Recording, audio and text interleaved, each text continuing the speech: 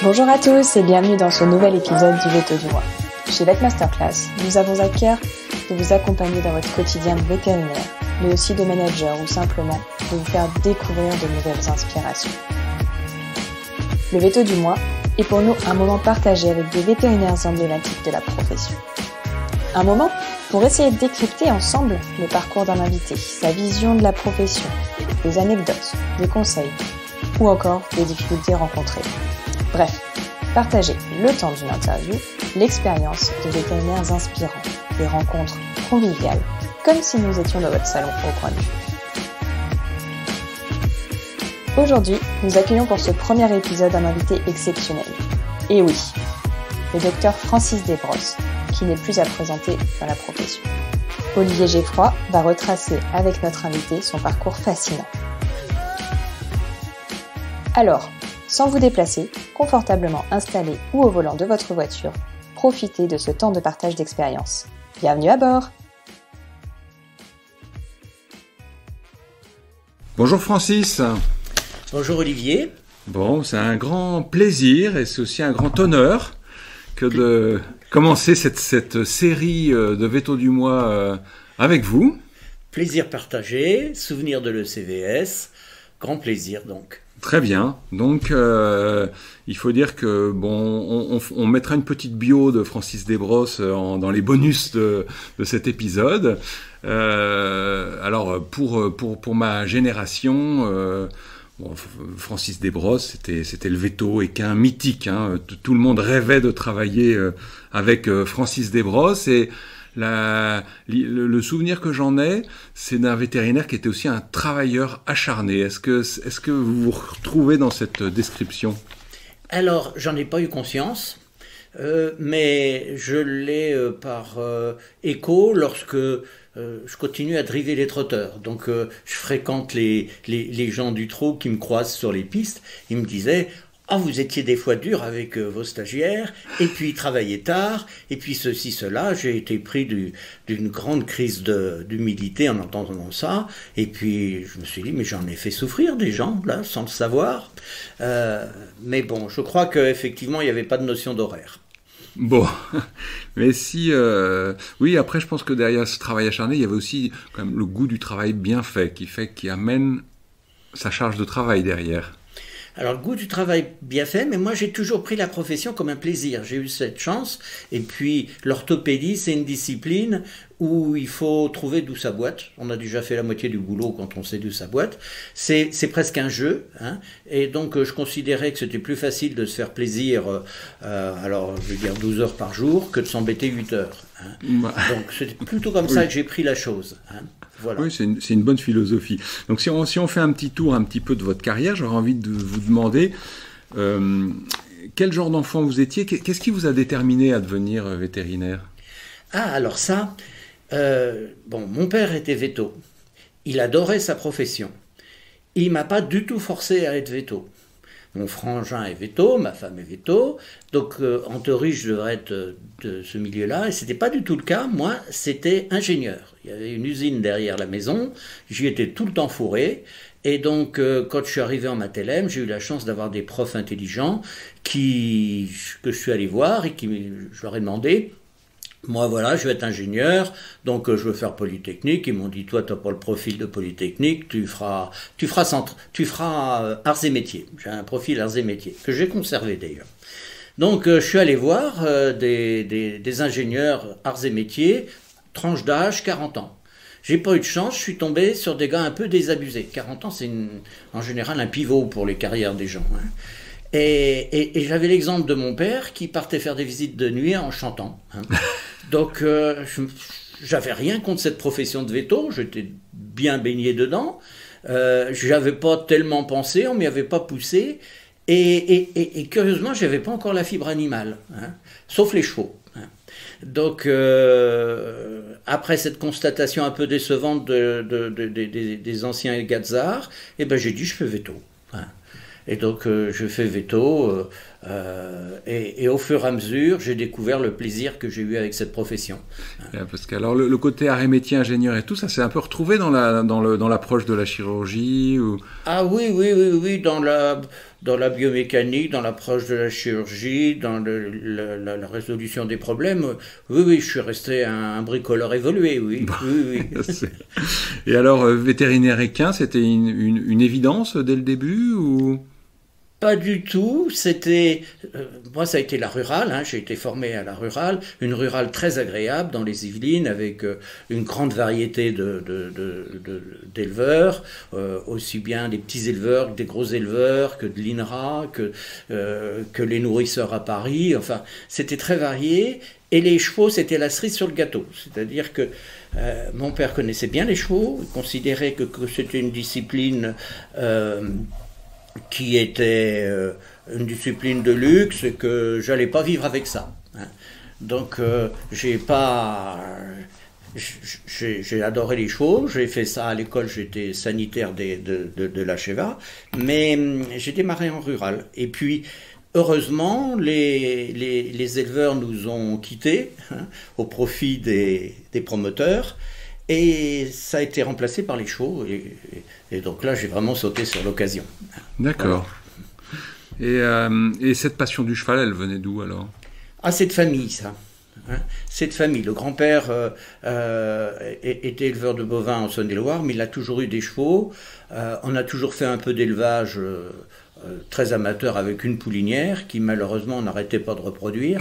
Donc on ne savait pas quoi faire de nos chevaux, mais ça alimentait les discussions familiales, les chevaux quand même. Oui. D'accord. Oui. Donc après ça, alors si mes renseignements ou mes souvenirs sont bons, une prépa à François Ier. Ah oui, très bon souvenir. Très bon souvenir. Oui. Et ensuite, Alfort. Oui. Quel souvenir vous gardez de ces études à Alfort? Aussi bien la prep qu'Alfort, des très très bons souvenirs. Ah oui. Très bon souvenir. Très bon souvenir. J'étais pas un élève assidu à l'époque, il suffisait d'être présent dans l'école, de savoir ce qui s'y passait, mais la notion de présence au cours n'était pas indispensable. Ouais. En plus, moi je faisais partie de l'équipe de concours complet, et alors à l'époque, c'était à partir de jeudi, on commençait à s'occuper de nos chevaux, et puis on était dédouanés par l'école pour le vendredi, samedi, dimanche ne pas être à l'école. Donc ça m'a déjà bien orienté sur les chevaux, les études à l'école. Et puis, l'ambiance de l'école était très bonne. Oui. Et alors, il y a dans les enseignants, il y a eu des gens qui ont été un peu des maîtres pour vous, dont vous vous souvenez ou... Alors, malheureusement, je suis un peu imperméable à la formation. Je ne devrais pas dire ça. Quels sont les profs qui nous ont marqués? Là, aujourd'hui, j'ai une attention particulière à Parodi qui vient de décéder, mais j'ai assisté à son cours d'agrègue où on nous convoquait en tant que poulot pour écouter une agrègue, on faisait le public. Et ça a été un choc pour moi, la qualité de cette présentation. Je peux dire que ça m'a marqué. Donc, un cours d'anapathe, c'est bien pour démarrer, m'a profondément marqué. Après, les profs, il y avait l'aspect brillant, tout ça, mais bon, pour être tout à fait honnête, non, j'ai pas eu de... Non, c'est les USA qui m'ont formé après. D'accord. Alors, il y a eu le Maroc aussi. Le Maroc, c'était avant, après les USA? Comment ça s'est... Oui, c'était avant. Hein. Donc... Le Maroc, j'étais veto du palais, donc je soignais les écuries. Donc ça, c'était le service militaire, en fait, pour replacer le... Voilà, j'étais en coopération civile. Hein. Donc c'était 18 mois, 2 ans, là. Et j'ai découvert Pourret. Hein, qui venait voir l'effectif du roi. Là, ça m'a montré ce que pouvaient être les queens. D'accord. Ouais. Et j'imagine que c'était une expérience riche au-delà des chevaux, peut-être. Ah oui, tout à fait. Le Maroc, d'abord, je connais mieux le Maroc que la France, presque. Hein. En général, le vendredi, j'étais musulman, le samedi, j'étais juif, et le dimanche, j'étais chrétien. Donc, ça fait que mes confessions multiples me permettaient de me promener beaucoup dans le Maroc. D'accord, c'est bien. Donc aussi, ça permet aussi de tout savoir de la 4L. Voilà, oui, pas de mystère pour moi, je peux changer un cardan de 4L en 20 minutes. D'accord. Et alors, parlez-nous un petit peu de cette expérience américaine. Eh bien, je crois que j'y suis allé pour la première fois grâce à Moraillon, qui m'a... j'avais une formation équine tout à fait type, on peut dire, CADIO, et ça c'est une bonne formation française, mais je n'avais pas la notion de l'imagerie, de tout ça, et le fait d'avoir découvert Pouret au Maroc, je me suis dit il y a autre chose, et donc j'ai voulu aller aux USA à un moment où je faisais déjà bien de la clientèle. À ce moment-là, on fait bien la part des choses, on fait le tri très vite, on est une vraie éponge, on assimile, si bien que par coup de séjour de 3 semaines en 2-3 universités américaines, j'ai vite assimilé. Je devais être très attentif parce que j'étais sur la brochure de l'association américaine des vétérinaires équins, comme présent dans une conférence, un public particulièrement attentif, et je retrouvais ma bobine. J'aurais dû garder ce dépliant, mais certainement que j'ai assimilé, j'avais des facultés d'assimilation avec le déplacement, le fait d'être dans un milieu très différent, et ça c'est très utile. Moi j'ai toujours dit à mes associés, quand je partais en expédition, dont celle du pôle Nord, vous plaignez pas de me voir disparaître, c'est là que je deviens créatif. Alors, on va faire une petite parenthèse, à la limite, avant de revenir à la carrière vétérinaire. Comment est-ce que de vétérinaire, on se retrouve au pôle Nord ? Parce que c'est l'alpinisme, j'ai toujours fait de l'alpinisme. On avait un projet sur le mont McKinley. Le mont McKinley, il est, vous le savez, au nord des USA. C'est un 6000 mètres et des poussières très très froid. Et notre expédition était prévue et puis ça a été annulé parce qu'il y a eu beaucoup d'accidents. Les hélicoptères n'ont pas réussi à monter, faire les sauvetages. Enfin, ça a été interdit d'alpinisme. Donc, je reçus cette information un dimanche matin, fini le mont McKinley. Et puis, dimanche midi, je reçois une autre information de mon copain binôme avec qui je faisais de l'alpinisme. Eh ben, on a trouvé une autre solution, c'est le pôle Nord. Je lui dis très bien, tu iras tout seul. Et puis, j'ai fait le bilan de la semaine. Alors, le bilan de la semaine, il n'était pas bon. C'est-à-dire que j'avais une ostéosynthèse où le cheval avait tout cassé au réveil. J'avais une collaboratrice qui avait cassé une voiture.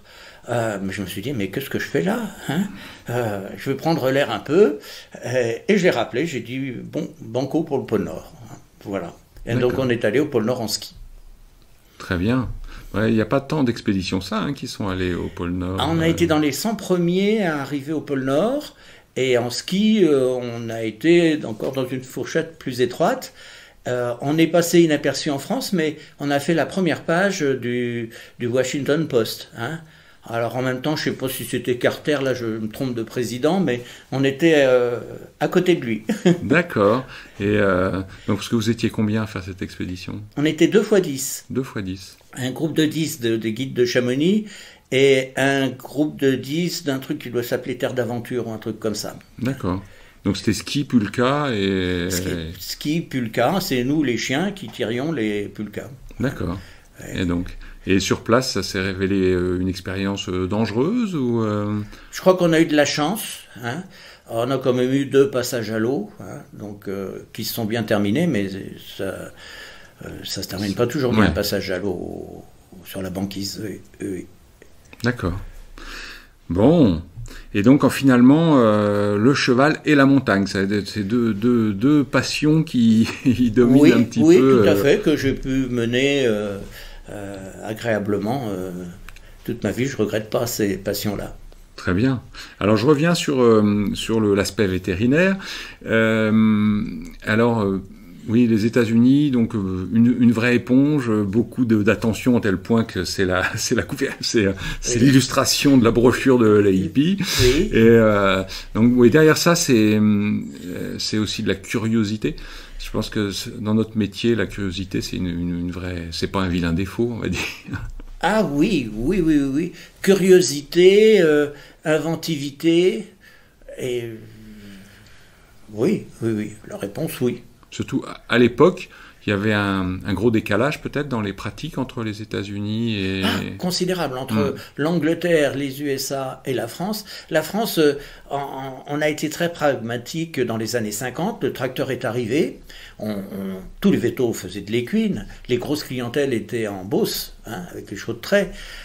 1950, fin des chevaux, terminé, plus d'enseignement. On avait un enseignement qui était absolument... réduit, je vais dire ça comme ça. D'accord. En équine. Et donc, les informations venaient Angleterre et USA, qui eux avaient continué à garder cette valence d'enseignement, même si le tracteur était passé par là. Et puis, après, sont arrivés les chevaux de sport. Et moi, je me suis mis aux chevaux de course beaucoup plus tard. Beaucoup plus tard. Oui. Donc, finalement, démarrage... dans les Yvelines, on va dire sur une clientèle rurale équine. Oui. Et puis à un moment, le switch se fait comme une évidence, on va passer à l'équine. Oui. Et donc à ce moment-là, vous étiez fixé un peu des objectifs précis Mon objectif, c'était de soigner des chevaux. Je dois dire que j'ai pas fait de sélection dans le choix du type de chevaux, du type d'activité. Très vite, ça a été les boiteries, mais tous les chevaux, c'est-à-dire, moi, j'aimais aussi bien soigner un poney qu'un âne, qu'un double poney, qu'un cheval et qu'un cheval de sport. J'ai toujours gardé cette polyvalence de clientèle pour plusieurs raisons. D'abord parce que j'ai démarré par ça. Et puis je me suis vite aperçu que les professionnels étaient tellement performants qu'ils nous mâchaient le boulot et qu'on ne se creusait pas le ciboulot. Et alors j'avais des assistants très, très valables qui partaient en Normandie parce qu'effectivement la clientèle était là-bas. Dès qu'il y avait un cas compliqué, c'était un véto normand qui venait sur les Yvelines. Et je me suis aperçu qu'ils s'appauvissaient très vite, parce qu'ils n'avaient pas ces amateurs chez qui il se passe des choses extraordinaires, surréalistes, parce qu'ils s'y prennent mal, et puis en plus qui perdent leur temps à bien observer leurs animaux. Alors que les professionnels, tout se passe bien, mais ils ont moins de temps pour observer leurs animaux. Donc j'ai trouvé qu'on avait une richesse dans cette clientèle mixte d'amateurs et puis quand même quelques professionnels qui m'a permis de bien me creuser le ciboulot et d'avancer.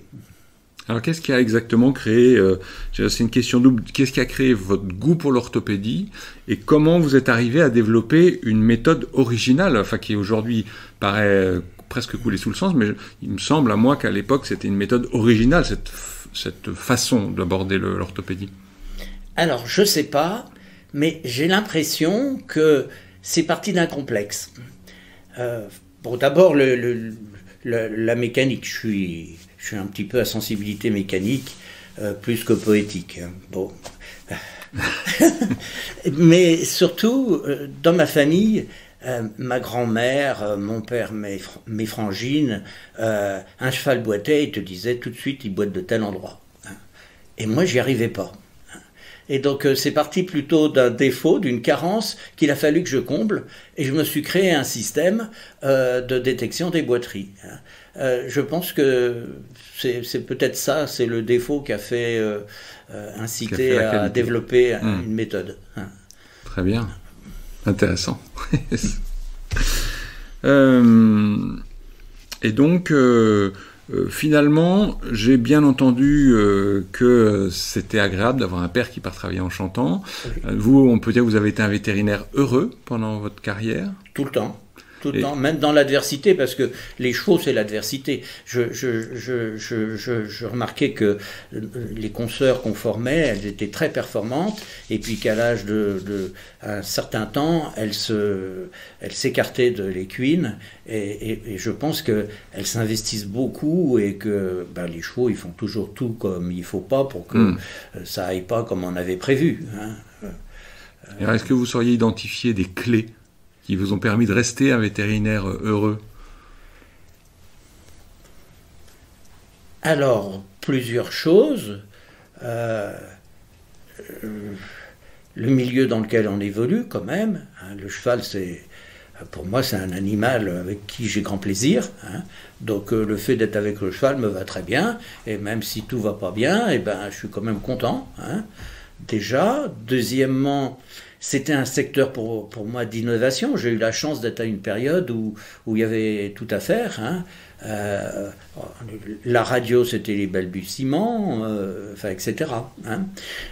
Donc, ça, c'est satisfaisant. Hein. On a l'impression de créer quelque chose. Je crois que c'est essentiellement ça, quoi. Alors, est-ce que vous pourriez nous raconter le souvenir d'un moment difficile, mais qui aujourd'hui vous ferait plutôt rire? Ah! Alors, les moments difficiles qui feraient rire, c'est plutôt dans les relations clients, certaines situations. Hein, je crois que c'est ça, où on a, au début, on attache trop d'importance à certaines relations avec les clients, après on prend de la distance, donc des exemples, c'est multiple. Pour les cas, les cas cliniques, ou plutôt les situations avec les chevaux,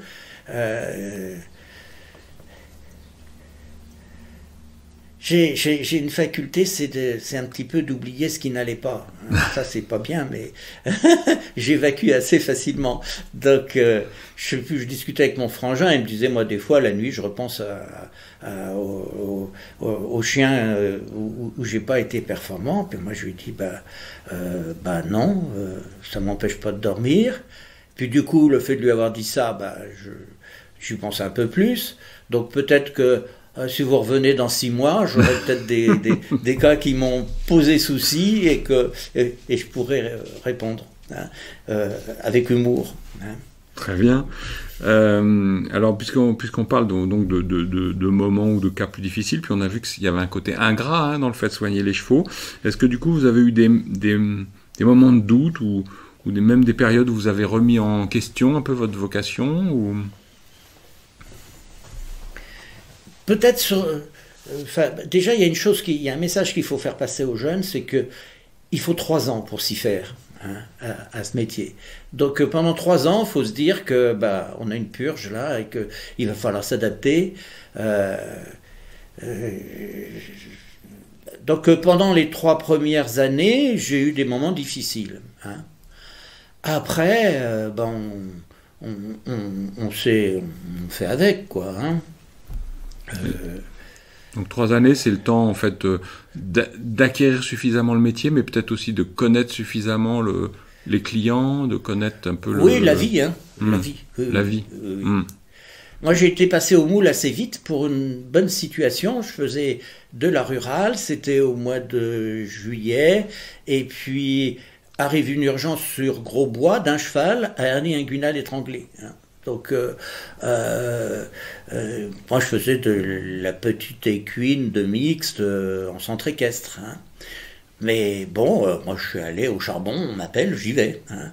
Et puis, j'ai opéré ce cheval de sa hernie inguinale étranglée. Il a été bien 3 semaines. Et puis, au bout d'1 mois, il est mort de colique. Enfin, je l'ai réopéré et il avait une ischémie sur un intestin qui s'est révélé beaucoup plus tard. Et il se trouvait qu'il appartenait à un vétérinaire, expert à Rungis, qui connaissait toutes les procédures. Et en fait, on était 3 vétos à être passés dessus. Je ne savais pas, mais il y avait eu des confrères avant. Et moi, j'avais pas eu de diagnostic à faire. On m'avait appelé pour chirurgie de hernie inguinale étranglée. Mais j'ai vu toutes les arcanes de la procédure. Et j'ai appris énormément. Hein. Et donc, quand j'ai passé mon temps à innover, j'avais toujours cette démarche au moment de me lancer. Si tu te plantes, qu'est-ce qu'on va te reprocher, hein? Et donc ça m'a évité des situations qui auraient pu être douloureuses. Hein. Donc je dois vraiment remercier cette situation qui a été quand même très difficile à vivre, de ce cheval qui valait des sous, qui est mort qu'au bout de 2 mois, et de cette procédure où j'ai énormément appris. Hein. C'est rigolo comme des premières expériences. Moi, je me souviens, quand j'étais stagiaire chez Paul Sorel, il y avait un souffleur, pendant qu'on était sur le haras, qui a fait une hernie inguinale étranglée. Et du coup, Paul Sorel l'a opéré, il l'a endormi immédiatement, il l'a opéré, il a mis un casseau comme ça dans les bonnes situations, voilà. Tout de suite sur le presque au box. Et alors, après, quand j'ai eu des hernies étranglées, j'en me dis, j'étais toujours, non, mais c'est pas grave. On avait une vision très très positive, mais finalement, c'est pas mal, au moins ça rassurait le client. Après, on sait qu'il y a des règles de délai, faut pas les faire attendre pour autant, mais c'est amusant de voir comme des expériences, bonnes ou mauvaises, vont nous constituer ou créer des petites phobies comme ça qu'on a. Alors donc, si on parle de hernie, ça c'est l'autre versant de la carrière de Francis Desbrosses, c'est la chirurgie. Qu'est-ce qui vous plaisait dans la chirurgie? D'abord, je suis bricoleur. Je suis désolé de dire ça. Mais... c'est quel bonheur d'avoir un veto bricoleur. Oui, voilà, exactement. Mon épouse, dans les grands moments d'amour, elle me dit « t'es chiant mais utile ». Voilà. Donc c'est ça l'aspect bricoleur. On va lui laisser la responsabilité de... Donc qu'est-ce qui la chirurgie, d'abord mon père en faisait. Hein. Donc j'ai vite été habitué à ça. Et c'est sûr que la procédure chirurgicale, l'acte chirurgical, et puis c'est quand même une partie performante de notre métier. Hein. On nous reproche de ne pas assez réfléchir, mais si on réfléchit, la chirurgie, c'est une technique qui, en humaine, a changé la vie des gens quand même. Hein. Et puis en équine aussi. Hein. Est-ce qu'il y a des chirurgiens vétérinaires qui vous ont inspiré particulièrement ou...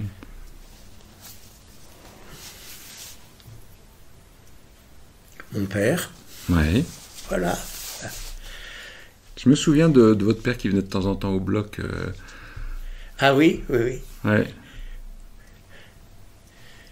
Il avait gardé toute sa curiosité Moi, je me rappelle, il était rural, il faisait des bovins. Hein. Je me rappelle de le voir faire des autosynthèses de chiens avec des rayons de moto. Quoi. Ah oui. Oui.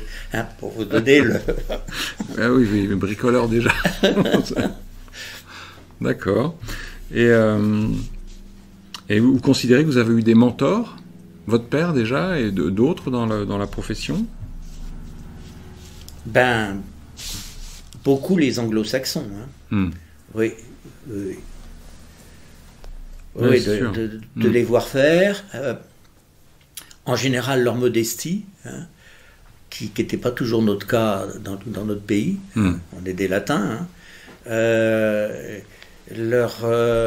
Leur aspect très professionnel, devant les situations difficiles, analyser les situations pour les régler, oui, ça, je dois reconnaître que les USA m'ont apporté beaucoup.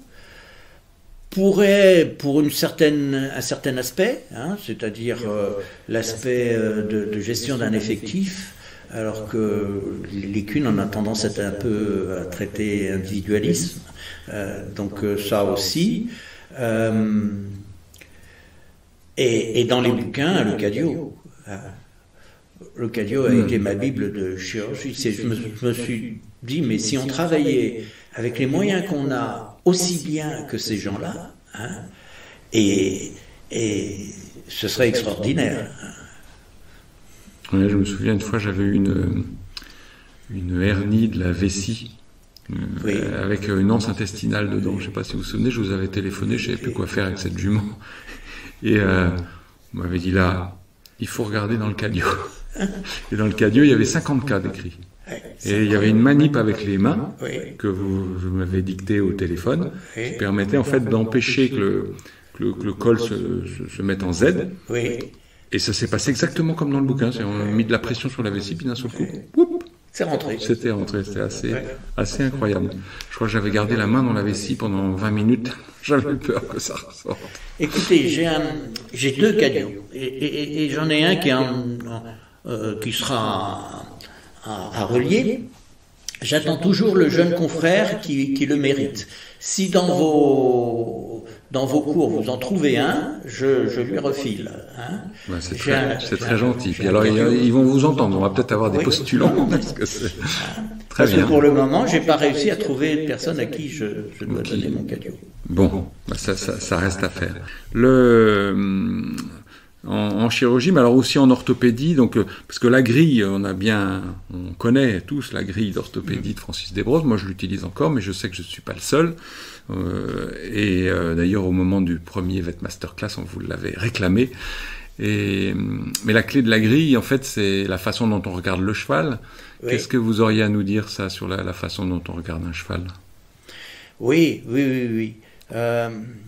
Il y a plusieurs étapes. La première étape, c'est l'anamnèse. Parce que c'est peut-être, si elle peut se passer au box, on est tranquille, le cheval est tranquille, et le propriétaire est tranquille aussi, ou le responsable de l'animal. Et là, c'est le seul moment où on peut l'observer sans être observé nous. Donc là, il y a une prise de contact qui va passer par ce que nous dit le propriétaire et que l'on valide en fonction de ce qu'on voit, donc on sait à qui on a affaire. S'il nous dit qu'un Suros qui date de 14-18 qui vient de sortir, on sait tout de suite à qui on a affaire. Et puis on regarde le cheval, on échange le regard. On regarde un cheval, on voit bien si on le regarde un peu droit dans les yeux. Là, si nous regarde dans les yeux droits d'un air intéressé, c'est qu'il n'est pas trop bien éduqué. Si ça n'accroche pas du tout, il est imprévisible. Et puis s'il baisse un peu la tête et puis qu'il ferme les paupières un petit peu, on n'aura pas de souci, c'est insoumis ça. Et puis après, il y a le contact digité. Vraiment, on est encore issu des toucheurs et des professions. Il faut savoir toucher un cheval. Et alors, ça, c'était un truc empirique qui pour moi, me posait question. Et puis, avec la neurologie, ça s'est éclairé. Et l'étude de la douleur et la façon de gérer les sensations, c'est extraordinaire ce qu'on peut faire avec les mains. Donc, ça aussi, c'est une prise de contact. Et puis la posture. Donc finalement, avec la posture, l'expression faciale et le toucher, le problème de la parole ne nous pose plus problème. On sait déjà presque tout. Très intéressant. Il y a des jeunes vétérinaires qui nous écoutent aujourd'hui. Qu'est-ce que vous auriez envie de dire à un jeune vétérinaire qui va débuter dans le métier ?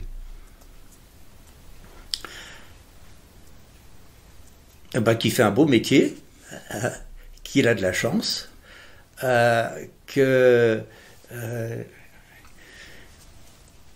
a un respect du cheval, mais ça je pense qu'on l'a, qui remplace le mot de bien-être par bien-traitance, ça lui évitera d'être bobo et de partir sur des mauvaises voies, alors que la bien-traitance, on pourrait même ajouter bienveillance, d'oublier un peu son ego, mais ça il l'a pas au début, et d'accepter le compagnonnage.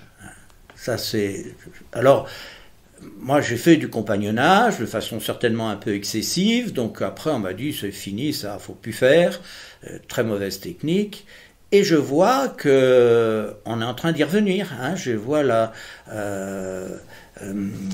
j'ai lu des articles où, face au souci de la désaffection des jeunes vis-à-vis de la profession, le directeur de l'école, Christophe de Gers, directement, il prenait le compagnonnage. Ça, c'est quand même intéressant.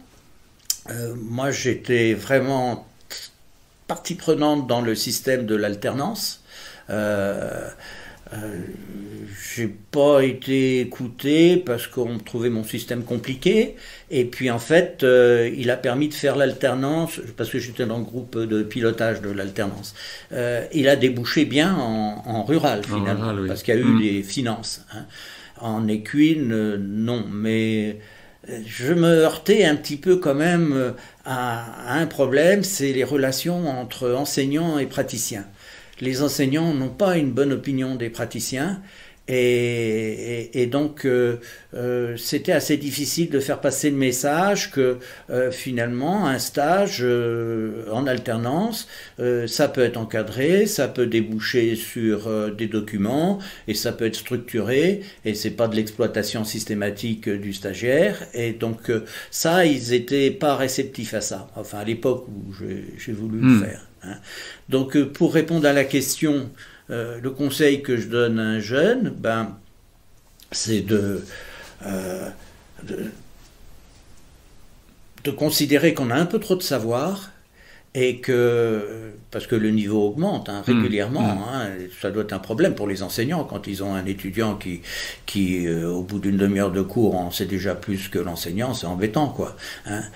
Donc ça doit être un handicap, mais c'est un handicap aussi pour les jeunes parce qu'ils ont trop de connaissances.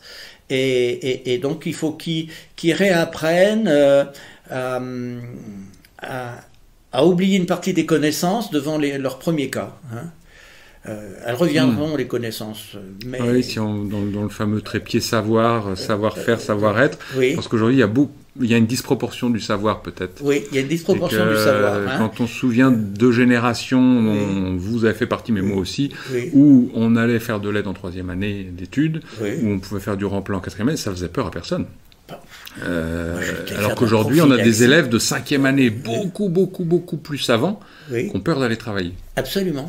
Oui. Donc là, c'est un petit peu comme le sensibilité, spécificité, c'est difficile de les associer. Eh bien, savoir et savoir-faire, et surtout savoir-être. Hein. Et c'est là que le compagnonnage est intéressant. C'est sûr. Avec du savoir-être, les relations clientèle, animaux, ça se facilite. Donc, ne pas oublier le savoir-être. Savoir-faire, c'est quand même assez vite acquis, hein. C'est pas plus difficile. Ouais. Merci de ce message, parce que moi, je le trouve presque un peu subversif par rapport à une pensée un peu inconsciente, mais qu'aujourd'hui, on est dans une civilisation de loisirs où dire beau métier, c'est presque un gros mot. C'est-à-dire que pour les gens de métier, c'est une façon de s'emmerder en gagnant sa vie. Et en même temps, le compagnonnage, c'est une autre approche de l'employeur qui, aujourd'hui, c'est pareil, l'employeur, il est un peu vécu comme quelqu'un qui va vous essorer pour s'enrichir ou pour je ne sais quoi. Et je pense que c'est intéressant de voir, d'avoir une vision positive et du métier et aussi du rapport entre les générations du métier. Il y a quelque chose de noble, on va dire, dans le compagnonnage. Oui. Moi, je suis encore conseiller pour les compagnons du devoir en maréchalerie. Je les fréquente et c'est une valeur que... Et je vois qu'ils arrivent à s'en tirer, les compagnons du devoir, hein. Ils ont pourtant franchi le cap des 35 heures, je ne sais pas comment ils ont fait, mais... mais c'est vrai aussi qu'on vit dans un monde où on voit bien que les gens qui parlent sans arrêt de loisirs, de bien-être, etc., sont en même temps en quête de sens, et qu'en fait, si on met son cœur et sa passion dans un métier, la quête de sens, elle est largement satisfaite. Alors, moi, pour revenir au début, on a considéré que je travaillais beaucoup, c'est vrai, mais j'ai toujours pris beaucoup de loisirs. Sinon, je n'aurais pas fait l'alpinisme, hein. Bien sûr. Donc, j'ai toujours eu des collaborateurs qui... on faisait le roulement, donc le roulement d'avoir 3 jours toutes les 3 semaines, je l'ai connu presque depuis le départ, hein. Donc finalement, dans les conseils aux jeunes confrères, il y a à dire trouver le bon équilibre entre un métier passionnant et prenant et ce que vous allez faire de passionnant à côté qui va aussi vous ressourcer.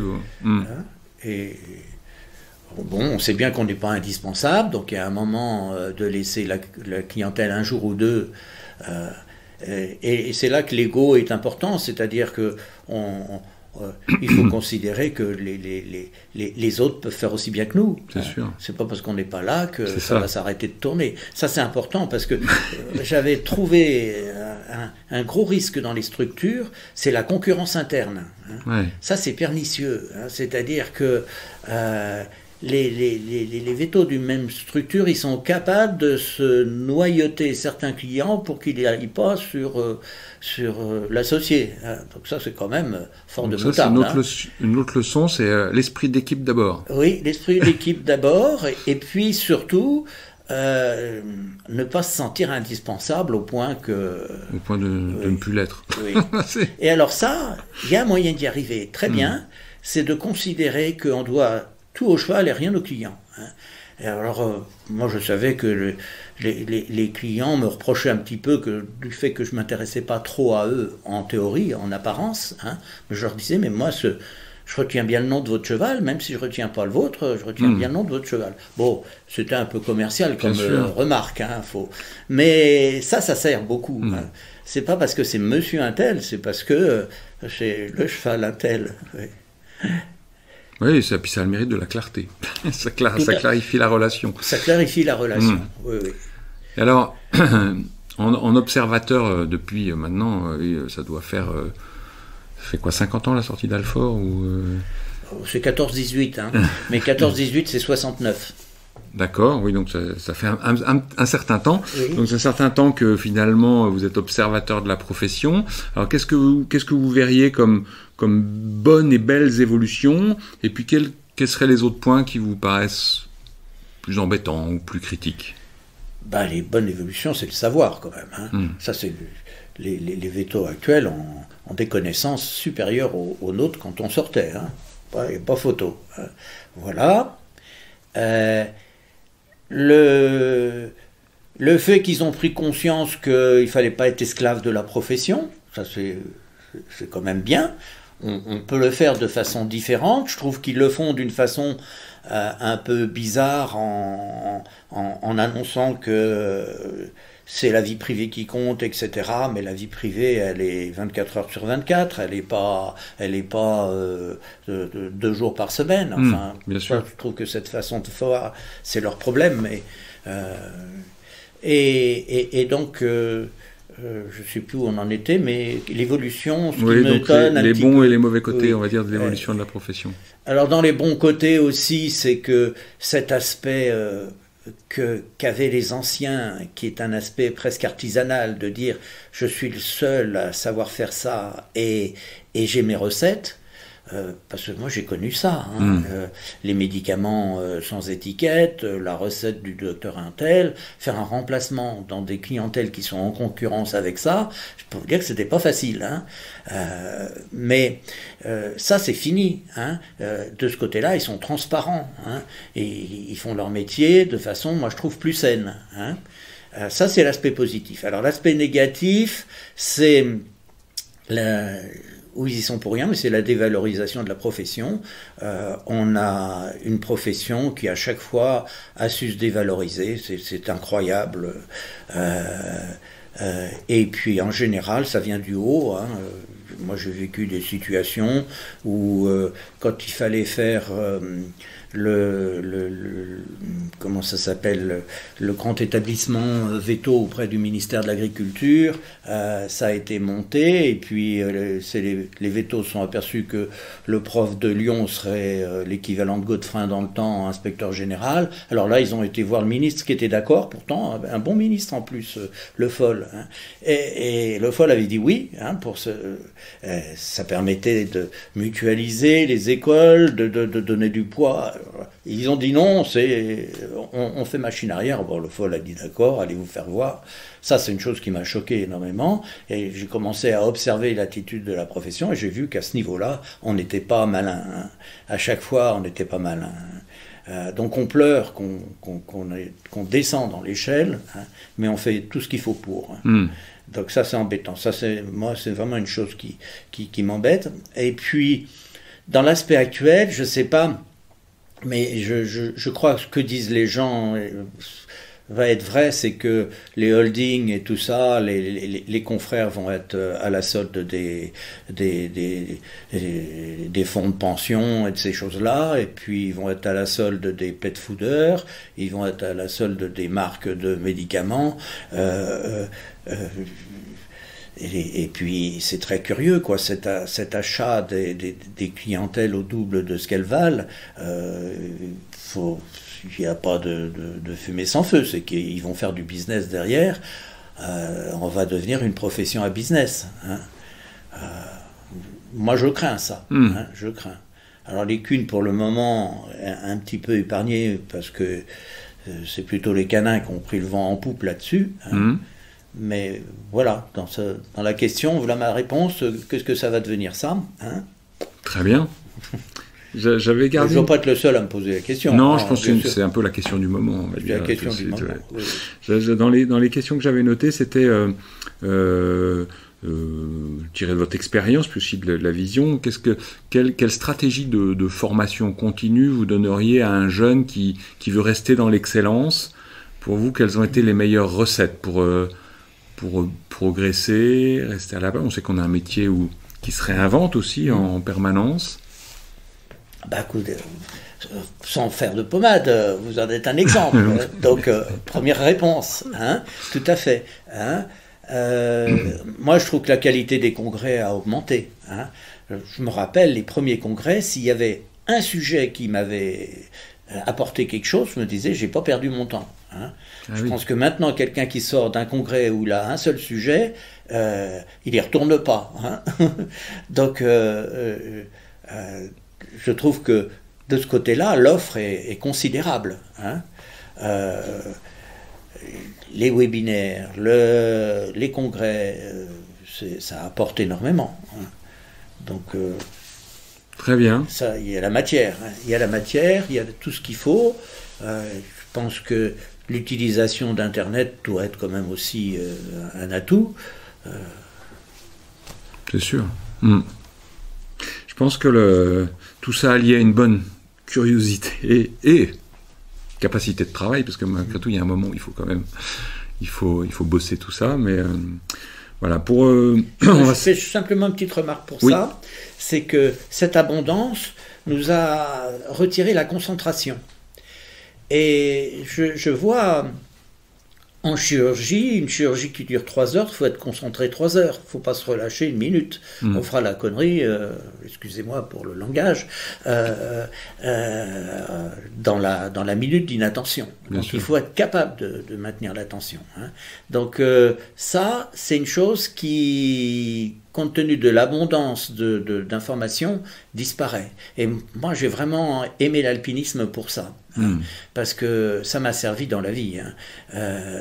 Dans une voie d'escalade ou une grande voie, il faut être concentré tout le temps. Hein. Et puis quand ça va mal, ça se termine quand même bien, sinon ça se termine plus du tout. Hein. Donc ça m'a servi, ça, notamment en chirurgie. Et donc concentration, c'est peut-être la contrepartie de l'abondance d'informations. Hein. Je me souviens quand j'étais stagiaire à l'époque à l'ancienne clinique, c'était la Croix-Mathurine, tu vois. Oui. Il y avait, vous aviez opéré Toto, c'était la première arthrodèse cervicale que vous faisiez. Ah oui. Là, c'était pas 3 heures. Hein. C'était une grosse chirurgie. Ça m'avait énormément impressionné à l'époque où j'étais encore étudiant. Les premières arthrodèses cervicales, je me rappelle, Frédéric Néra m'avait dit si vous en faites une, vous me prévenez. Je le préviens, il était à Lyon. Hein. Je lui dis, mais on le met sur la table. Il dit, je viens. Et il est arrivé de Lyon, j'étais encore en chirurgie. C'est ça. Bon. Une question un petit peu comme ça, en dehors du champ vétérinaire. Est-ce que vous avez un ou des livres cultes, des livres majeurs, des lectures qui ont gardé une place particulière? Alors j'ai dit que j'étais pas poète, pas littéraire, hein, donc j'annonce la couleur. Hein. En fait, il y en a beaucoup. Hein. Il y en a beaucoup et trop pour que je sache bien les citer. D'accord.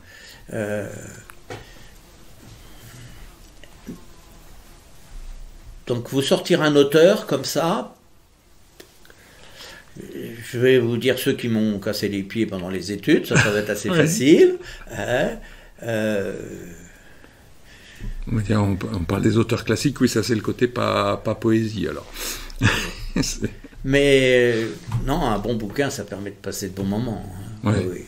Vous aimez bien lire? Oui, j'aime bien lire. Le problème, c'est le temps. Hein. Et alors, un livre de souvenirs à venir, peut-être? Les souvenirs de Francis Desbrosses, vétérinaire. Je pense qu'il y en a tellement de bons, là, que c'est pas la peine de se mettre sur la... Hein. On a une profession qui s'y prête. Hein. Ouais. Je vois bien quand on discute avec des gens, au bout de 5-10 minutes, ils sont là à dire « mais pourquoi vous racontez pas vos mémoires ?» et en fait, c'est vrai, quand on voit les médecins médecins de terrain qui font ça, les vétos qui ont fait des livres sur leur expérience en clientèle, c'est souvent cocasse, quoi. On est très près des gens, on est dans des situations incroyables, mais chacun peut l'écrire, ça. Chacun peut l'écrire. Hein. Oui, puis il faut avoir je pense un goût particulier pour le fait de le coucher par écrit. C'est quand même un accouchement, hein. Faire un livre, c'est un peu un métier. Oui, alors moi j'avais beaucoup de problèmes avec ça. Le français, ça a été mon problème. Quand j'arrivais à 1/20, j'étais très content. Et puis alors le passage par l'académie, là, ça m'a vraiment obligé à me recycler, là, hein, parce que je suis obligé d'écrire, là. Hein. Bien, Francis, on arrive à la fin de cet entretien. Si vous avez un message particulier à faire passer aux confrères qui nous écoutent, c'est le moment.